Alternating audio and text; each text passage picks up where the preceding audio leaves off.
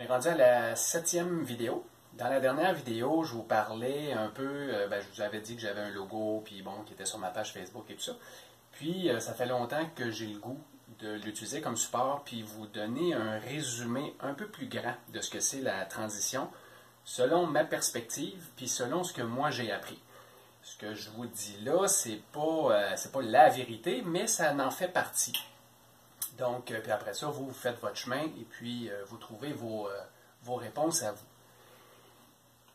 Naturellement, ce que je vais vous dire là est très cartésien. Hein? Je vous donne des informations, puis c'est beaucoup plus en lien avec le cerveau gauche.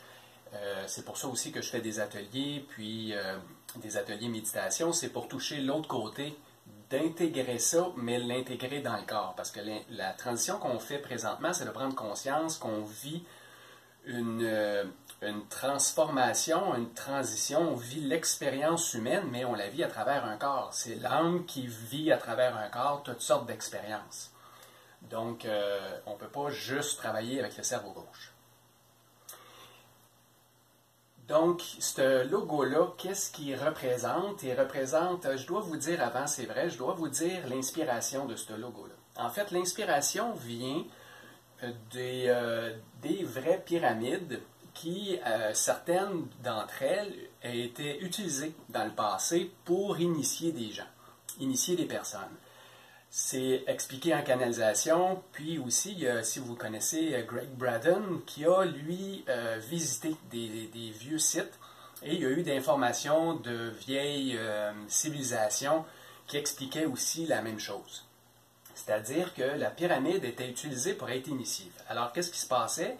C'est que les gens, d'une façon très résumée, les gens entraient dans la pyramide et ils changeaient l'énergie de la pyramide. Ils changeaient la fréquence. Ce qui faisait que, a priori, la personne qui rentre connectait avec ses peurs et au fur et à mesure qu'elle avançait dans son chemin à l'intérieur de la pyramide, elle pouvait transcender ses peurs. Alors, pour moi, cette évolution-là, c'est mon côté gauche ici de la pyramide. Alors, c'est ici, on débute dans la pyramide, puis après ça, on a atteint un niveau vibratoire beaucoup plus élevé. D'un côté, vous avez vous qui aimez de plus en plus, donc vous élevez en vibration, et de l'autre côté, c'est l'âme. Ça veut dire qu'au début, on vit la dualité. On se croit séparé de l'âme, et plus on avance, plus on se rapproche de l'âme, donc éventuellement pour fusionner avec elle. Ça ne veut pas dire que c'est fini rendu là. Après ça, on continue quand même notre chemin. Alors, tout dépendant où vous situez, je parle de vous parce que moi aussi, je me situe sur cette ligne-là. Pour vous donner un exemple, quelqu'un qui va être ici, ça va être quelqu'un qui va être complètement séparé. Ça veut dire que la personne va être constamment dans ses peurs. Pour éviter ces peurs, pour ne pas les ressentir, parce qu'on ne peut pas sentir la sensation, on va prendre toutes sortes de décisions pour ne pas vivre de sensations. On a été coupé pendant des milliers d'années de notre corps. C'est paradoxal, hein, parce qu'on vient ici vivre une expérience humaine où le but, c'est de connecter au corps pour vivre l'expérience humaine, et on a appris pendant des milliers d'années de se déconnecter du corps. Alors, à chaque fois qu'il y a une situation où on sent qu'il y a une sensation qui monte, de peur ou de colère, on fait tout pour éviter. On va éviter des gens avec qui on dit « Ah, je ne sais pas pourquoi, mais je ne me sens pas bien avec cette personne-là. » Alors, on va éviter ces gens-là. On va éviter aussi de faire des actions ou d'être présent dans certains endroits parce qu'on va dire « Ah, je me sens pas bien » ou « ça me fait peur d'aller à cet endroit-là » ou « ça me fait peur de parler en public » ou « ça me fait peur ce travail-là » et ainsi de suite. Et d'année en année, plus vous allez vieillir, en fait, plus vous allez faire des pieds et des mains pour ne pas sentir ces peurs-là, ces colères-là. Et toutes vos décisions et les motivations aussi vont être en lien avec ça. Alors, plus on monte, plus si on se rend ici, c'est que là, on prend conscience de nos peurs. On prend conscience de nos peurs, mais on ne les a pas réglées encore. On en a peut-être réglé quelques-unes, juste assez pour comprendre qu'on a des peurs, et on commence à voir le monde différemment. Et après ça, on continue à monter pour éventuellement plus avoir de peur du tout. Donc, d'être confiant, parce que comme il y a une connexion directe avec la partie supérieure de nous-mêmes, il y a une confiance totale sur qui nous sommes. Pour vous donner un exemple, pour un peu vous parler de ce chemin-là, j'ai comme demandé de penser à un exemple. Imaginez-vous que vous voulez vivre une expérience, OK, coupée de qui vous êtes, coupée de vos sens. Vous allez aller dans le bois, dans la forêt, et vous allez vous mettre un bandeau. Vous allez bander vos yeux, de sorte que vous ne voyez absolument pas la lumière. Vous allez marcher dans la forêt, de sorte, puis vous allez faire des mois et des mois et des mois, de sorte que vous ne pouvez pas utiliser vos yeux. Donc, vous allez être complètement dans le bois, il n'y a pas de sentier, il n'y a pas rien. Puis, pour que l'expérience soit encore plus profitable, vous allez oublier que vous avez bandé vos yeux. Vous imaginez quel genre d'expérience que vous allez vivre, puis est-ce que ça se peut que, autre que les sens que vous aviez, que vous allez développer un sixième sens qui, lui, va vous guider pour savoir où aller. Parce que dans les premières journées, il y a de bonnes chances que vous rentrez dans des arbres, vous allez peut-être, je sais pas moi, donner un coup de pied à un écureuil, vous allez peut-être briser des branches, vous allez vous faire mal, vous allez tomber. Puis imaginez-vous maintenant, si la même expérience on le vit avec 1000 personnes à la même place. Ça se peut-tu que vous allez vous accrocher, vous allez vous faire tomber, il va arriver toutes sortes d'expériences qui, à l'origine ou dans cette expérience-là, ce que ça va faire, c'est que vous allez avoir l'impression que c'est une mauvaise expérience, que c'est très difficile, uniquement parce que vous ne vous rappelez pas que c'est vous qui avez mis le bandeau pour vivre cette expérience-là. Ce qui arrive présentement, c'est exactement ça. C'est, on finit, en fait, ce qui arrive, c'est qu'on finit cette expérience-là. C'est que là, vous êtes arrivé à un point où là, c'est le temps d'enlever votre bandeau. Quand vous enlevez votre bandeau, vous vous trouvez à peu près ici. Pourquoi? Parce que là, vous commencez à voir, mais là, ça fait tellement longtemps que vous avez eu un bandeau, que là, vous ne voyez pas clair quand vous l'enlevez. Hein? Vous êtes ébloui par la lumière, puis vous avez de la misère à voir qu'est-ce qu'il y a autour. Mais vous commencez à déceler où vous êtes. Non seulement ça, vous regardez en arrière, puis vous regardez ce que vous avez fait.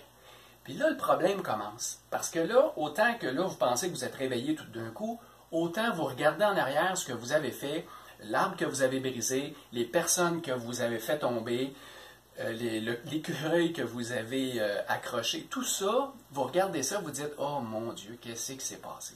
Qu'est-ce que j'ai fait? » Et ça, c'est la partie où là, on commence à s'éveiller.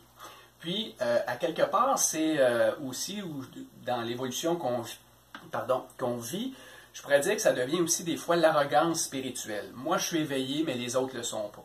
Ça, là, on est ici. Puis là, croyez-moi, j'ai vraiment vécu ça, cette période-là, très forte. Le monde est vraiment pas éveillé, mais moi, je le suis. À partir de... Si vous regardez ici, l'âme monte, c'est-à-dire que l'âme ne monte pas. Hein? On s'entend que c'est juste nous qui se connectent de plus en plus à l'âme. On est toujours connecté à elle, c'est juste qu'on ne s'en rappelle pas. Fait que ici, je me suis rapproché, c'est vrai, mais je suis encore dans la dualité, je suis encore séparé de mon âme, je ne suis pas connecté. Alors, il me reste encore un bon bout de chemin pour me rendre compte que, dans le fond, tout ça était parfait. Puis ça, c'est le grand paradoxe, en fait, de la transition actuelle, c'est que en avançant, on croit que ce qui a été fait était pas correct, était mal, était une expérience atroce, et ainsi de suite. Oh non, c'était une vraie expérience, vraiment bonne, parce que, premièrement, si vous n'auriez pas voulu la vivre, vous ne l'auriez juste pas vécu, vous l'avez pas vécu par hasard, cette expérience-là. Ça a vraiment fonctionné. J'ai écrit un article à un moment donné qui c'est une personne qui va voir un sage. Je l'ai relu encore dernièrement, puis c'est exactement ça. C'est la compréhension et l'intégration que ce qui a été fait est parfait. Ce que vous vivez encore, s'il y a encore des peurs, s'il y a encore des colères, c'est parfait parce que ça fait partie d'un scénario qui n'est pas terminé encore, mais qui est parfait. Vivre l'expérience humaine puis de se déconnecter de qui nous sommes, c'est grandiose comme expérience. Pensez à la façon où est-ce que ça apporte à l'âme d'expérimenter elle-même sans savoir qu'elle est là. C'est vraiment une grande expérience. OK, l'expérience est finie. OK, on revient à la pleine conscience dans le corps, c'est correct. Mais il ne faut pas enlever la partie positive. Parce que regardez ce qui arrive. À partir du moment où je commence à prendre conscience de mes programmations,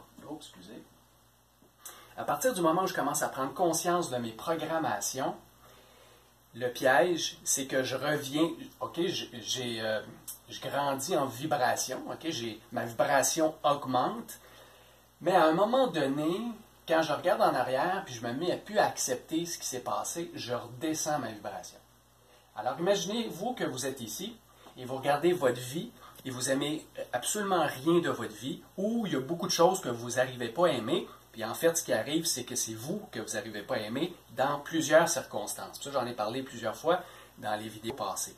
C'est ça, la partie la plus atroce, la partie la plus difficile, c'est les endroits où on ne réussit pas à s'aimer. Puis on a tout fait pour éviter ces endroits-là. Fait que si vous n'aimez pas comment vous chantez, vous ne chanterez pas. Mais ça ne veut pas dire que vous n'avez pas le goût de chanter. Alors, tous les endroits où quelqu'un va vous refléter cette partie-là.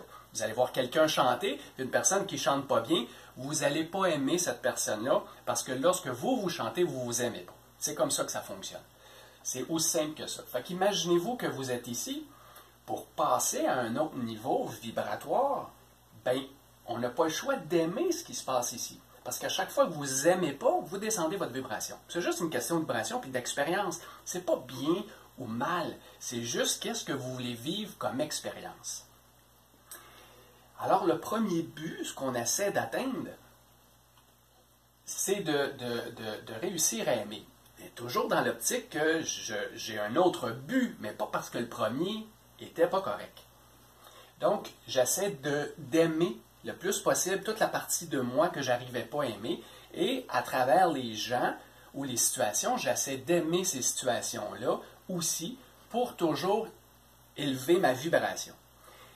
Alors là, vous allez commencer à élever votre vibration et les expériences que vous allez vivre à cet endroit-là vont être différentes que les expériences que vous aviez vécues en fait. Donc, parce que la vibration ici, elle est différente, les expériences et les gens que vous allez côtoyer vont être dans la même vibration. C'est de la physique. Sauf que ce qui arrive aussi, c'est que oui, vous pouvez monter à un moment donné, mais vous pouvez redescendre aussi. Puis c'est ça qui arrive présentement dans la transition actuelle. On reçoit énormément d'énergie, mais comme il y a encore des trucs à nettoyer à l'intérieur de nous, on se promène sur cette ligne-là. Alors, une journée où vous êtes vraiment dans une basse vibration, il arrive certains événements. Le lendemain où vous êtes vraiment dans une autre vibration, ça se peut qu'il arrive encore des trucs ici. Alors, tout dépendant où votre chemin monte. Alors, ce que ça fait, en fait, c'est pas linéaire. Là, moi, j'ai mis une ligne ici, mais c'est pas linéaire. Hein, c'est comme ça se promène comme ça. Puis c'est parfait comme ça.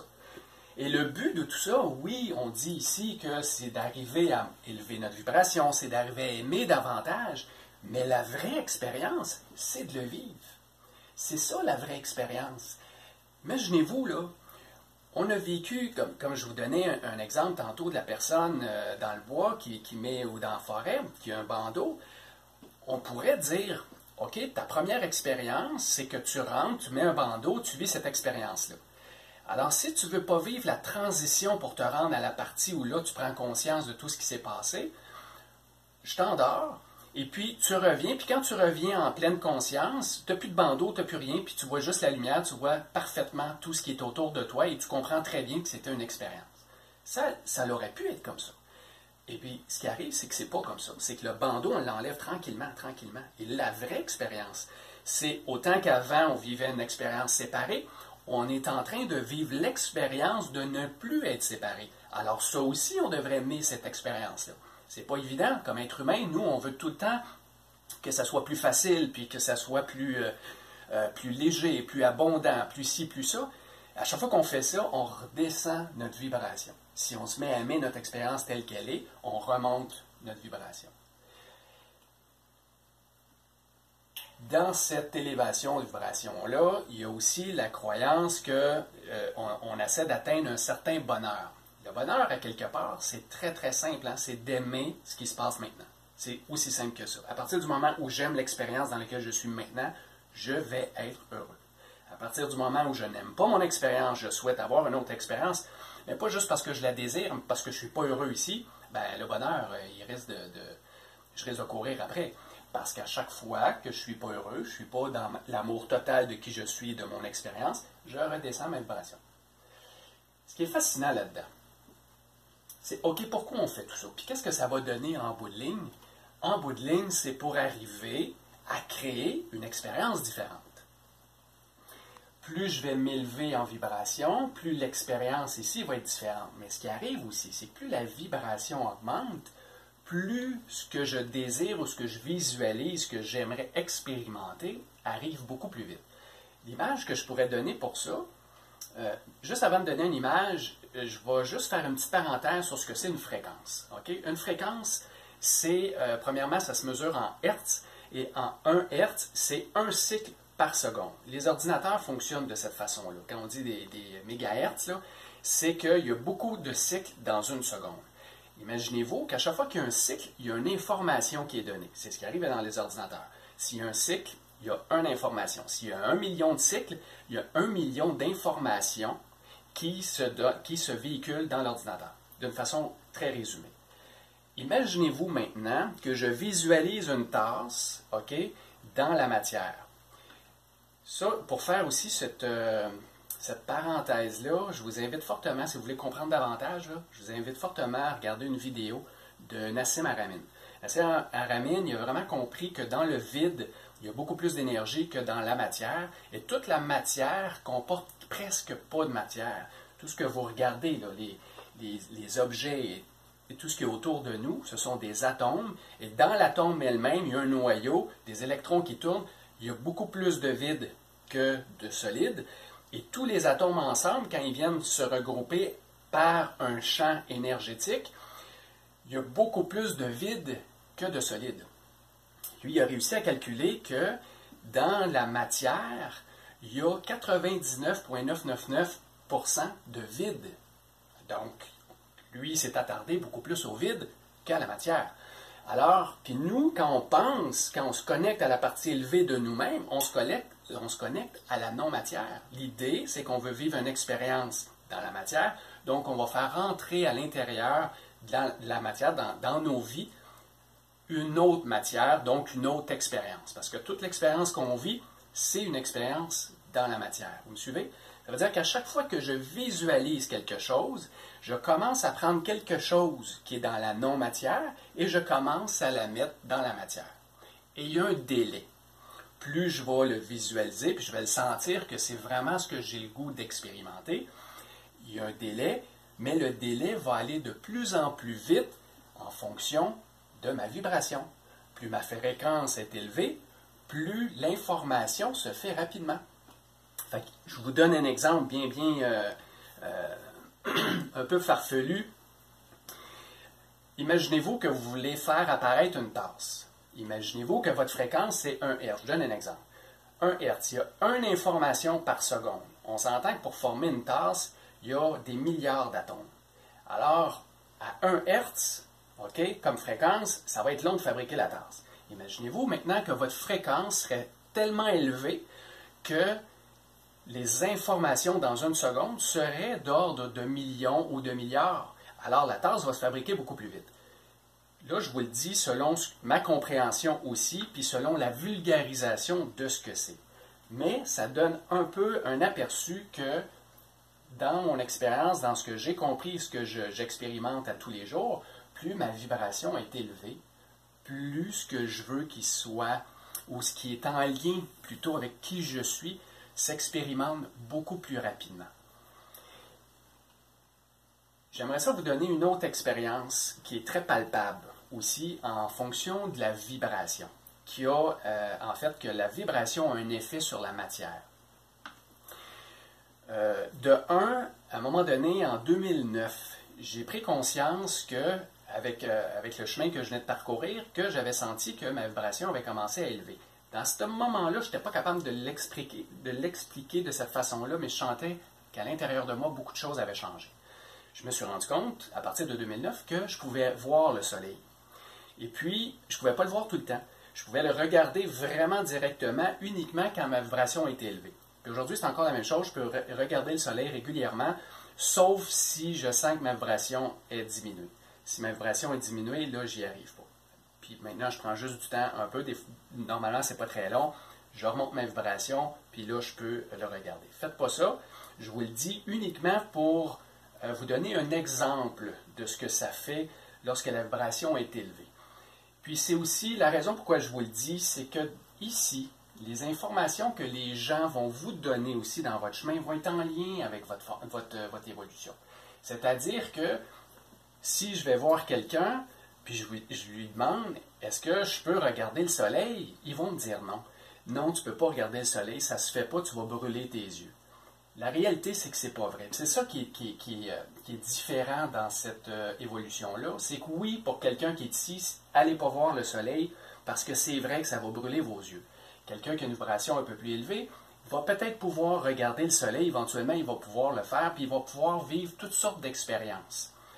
Comprenez-moi bien, là, je ne suis pas fusionné avec mon âme, c'est juste que ma vibration a fait un certain chemin, c'est tout. Là. Je le dis juste là, pour expliquer et pour comprendre que dans tout ce qui se dit, dans tous les thérapeutes ou les programmes ou tout ce qui se donne comme information, que si vous écoutez encore la radio et tout ça, tout est vrai et tout est faux. Tout est vrai selon où vous êtes rendu sur le chemin. C'est ça qui est intéressant, c'est que là, c'est très, très vaste. Avant, on était à peu près dans ce range-là, à cet endroit-là. Donc, toutes les informations qu'on recevait étaient correctes. Mais là, c'est tellement large. Il y a des gens qui ne mangent pas, ça fait une éternité, ils vivent que de prana, que d'énergie. La science, avant, disait que ça ne se pouvait pas. Ça dépend où vous êtes. Alors, si vous êtes ici, puis vous regardez la science qu'elle vous parle à ce moment-là, qui vous dit que c'est impossible, ben ça va être impossible pour vous. Et c'est là aussi qu'arrive le côté sceptique. Ah ben non, moi j'ai pas eu l'information ou ce qu'on me dit, c'est pas prouvé. Ça dépend de la vibration où vous êtes. L'autre chose aussi qui arrive avec la vibration, c'est que je me suis rendu compte, que j'ai une formation en Reiki, et à un moment donné, je voulais avoir un peu plus de preuves que la vibration, que l'énergie dans laquelle j'étais était pour avoir un effet sur la matière. J'avais fait une expérience en Reiki, puis pour moi, ça n'avait pas été concluant. Je trouvais ça même... dans ma tête, ça ne marchait pas comme ça. Alors, ce que j'ai fait, c'est que j'ai pris un bol d'eau du chat à Caroline. En passant, Caroline, ma conjointe, Caroline Brochu, c'est elle qui filme présentement. Puis elle commence à avoir mal d'un bras. Alors, je vais faire en sorte que ce ne soit pas tellement long encore. Je veux juste vous parler encore de cette expérience-là. C'est qu'elle a un chat. Et puis, à un moment donné, j'avais besoin de me prouver que ce que je faisais en Reiki avait vraiment une influence sur la matière. Alors, j'ai pris un bol d'eau. J'ai pris un bol d'eau du chat, et puis en fait, j'en ai pris plus qu'un. Sur un, j'ai fait du Reiki pendant 1 minute. Là, du Reiki, tout le monde fait du Reiki. Tout le monde est capable, c'est juste une connexion amoureuse de l'eau, et je pense au chat et à la compassion que j'ai pour le chat à ce moment-là. Donc, puis je sens cette énergie-là, d'amour inconditionnel sur l'eau. 1 minute. 1 minute, le chat fait la différence entre ce qu'il y a dans cette eau-là versus les autres eaux. Pourquoi? Parce qu'il commence à boire dans les autres, il les essaie toutes, et il vide celui-là toujours en premier. Je l'ai fait 2, 3, et les dernières expériences que j'ai fait, j'ai été longtemps, je ne l'ai plus fait, parce que je n'avais plus besoin de me prouver. À un moment donné, j'avais encore besoin de me prouver que c'était vrai. Alors, j'ai pris un des bols et je l'ai mis à peu près à 30-36 pouces, un peu plus loin.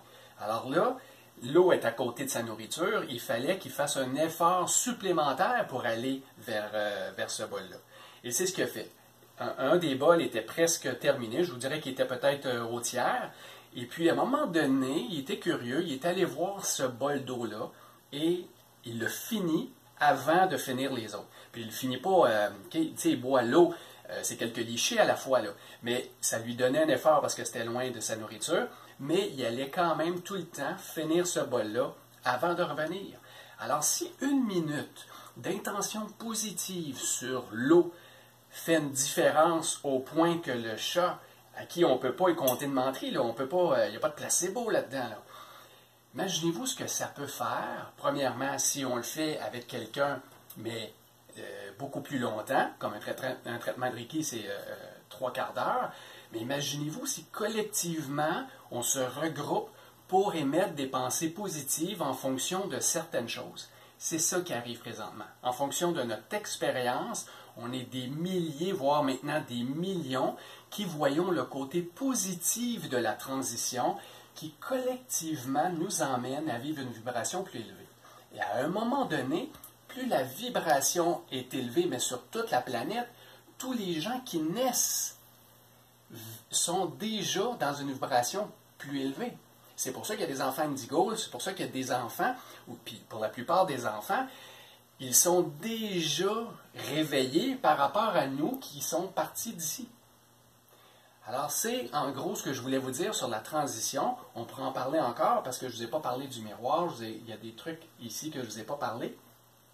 Et puis, au fur et à mesure qu'on va avancer, je vais, comme je vous avais dit dans l'autre vidéo, je vais représenter encore ce logo-là ou cette transition-là globale, mais pour faire le lien entre, dans nos vies, dans les relations de couple, dans les relations parents-enfants, dans les relations au travail, comment ça, cette expérience-là de transition se transmet ou se vit à travers nos expériences. Alors, au plaisir de vous revoir dans les prochaines vidéos, espérant que celle-là n'a pas été trop longue. Je sais que j'ai donné beaucoup d'informations, mais bref, je vous retrouve dans d'autres capsules dans les prochaines. Bonne fin de journée.